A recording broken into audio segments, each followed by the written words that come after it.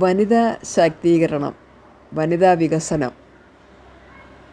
Women empowerment എന്നുള്ള എൻ്റെ കാഴ്ചപ്പാടിൽ ഞാൻ സ്ത്രീകളുടെ സംരംഭങ്ങൾ, വിശിഷ്യ കൃഷിരീതികൾ, അവലംബിക്കുന്ന മാർഗങ്ങൾ, അതിലെ വിജയവും പരാജയവും അന്വേഷിക്കാറും കണ്ടെത്താറും അഭിനന്ദിക്കാറുമുണ്ട്.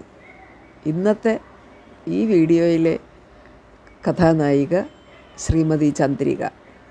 ചന്ദ്രിക ഒരു വീട്ടമ്മയാണ്.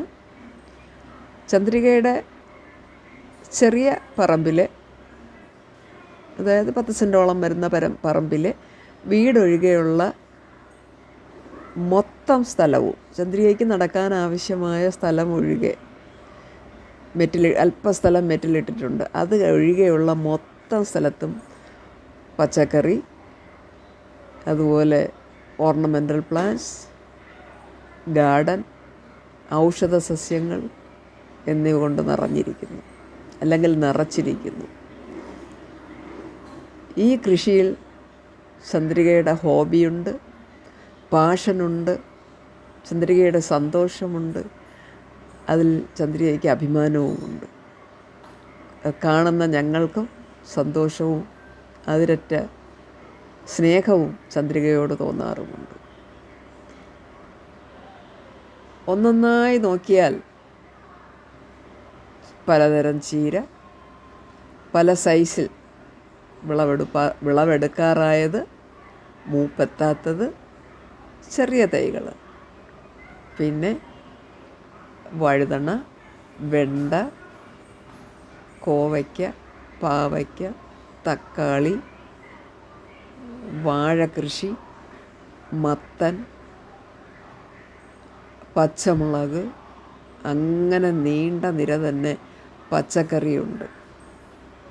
അതിൽ നല്ല വിളവുമുണ്ട്.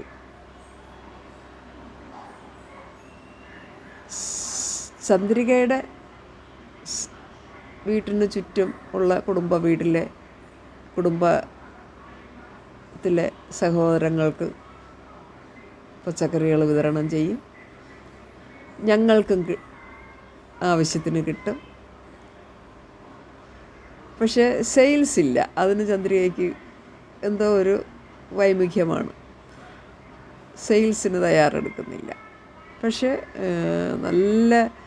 കാണാൻ നല്ല ഐശ്വര്യം, നല്ല ചന്തത്തിൽ, കീടനാശിനികളോ കീടങ്ങളോ ഒന്നുമില്ലാതെ വളരെ കണ്ണിൽ എണ്ണയൊഴിച്ച് കാത്ത് വളർത്തിയെടുക്കുന്ന പച്ചക്കറികളാണിവ.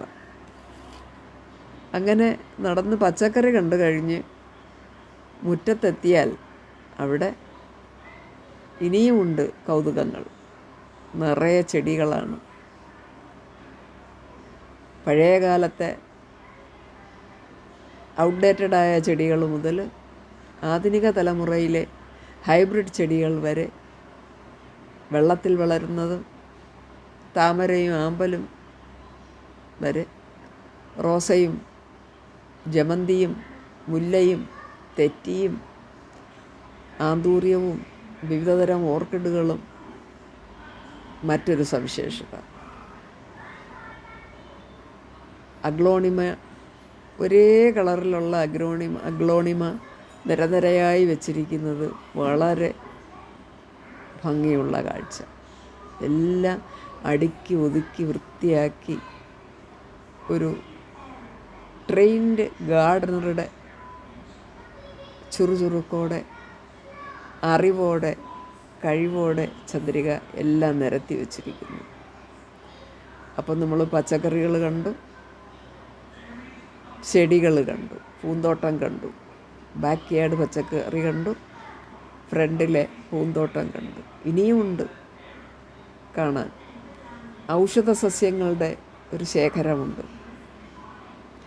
അത് ചന്ദ്രിക അറിയുന്നില്ലെന്നാണ് എനിക്ക് തോന്നുന്നത്.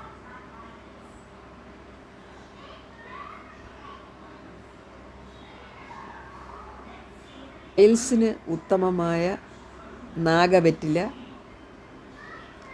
ധാരാളം ഇവിടെ വളർന്നു നിൽപ്പുണ്ട്. അതുപോലെ വയണ, കറ്റാർവാഴ, കറിവേപ്പിൻ്റെ തോട്ടം തന്നെയുണ്ട്, പപ്പായ, നിറയെ കായയുമായി പപ്പായയും ഉണ്ട്, കുരുമുളക് കൃഷി, കുരുമുളക് നിറയെ കുരുമുളകുണ്ട്. ഇതാണ് നാഗവെറ്റില. ഈ തറയിൽ കാണുന്ന ചെറിയ ഇലയോടുകൂടിയ ഈ ചെടിയാണ് നാഗവെറ്റില.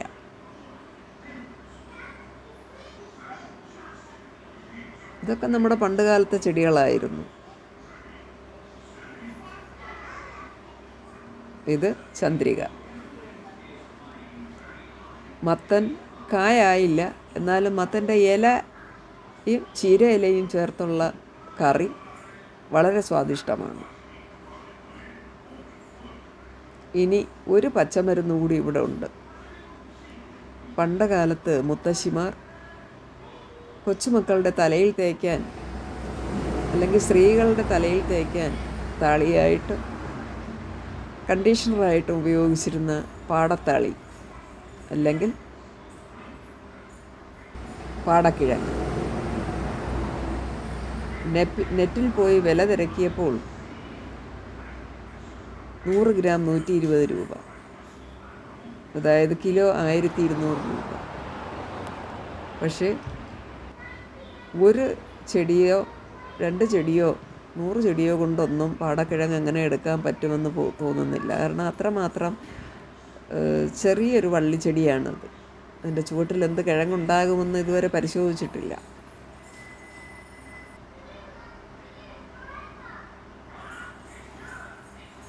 ഇനി കുരുമുളകുണ്ട്, ഇഞ്ചിയുണ്ട്, പച്ചമഞ്ഞളുണ്ട്. ഇവയുടെ ശേഖരം വേറെ. അങ്ങനെ മനസ്സുണ്ടെങ്കിൽ അല്പസമയം കണ്ടെത്തി ഇത് എല്ലാം നമ്മുടെ കൈപ്പിടിയിൽ ഒതുങ്ങുമെന്ന് ചന്ദ്രിക സാക്ഷ്യം ചെയ്യുന്നു. ഇത് ഓരോ വീട്ടമ്മമാർക്കും, ഓരോ സ്ത്രീകൾക്കും, ഓരോരുത്തർക്കും പ്രോത്സാഹനമാകട്ടെ എന്ന് പ്രത്യാശിക്കുന്നു.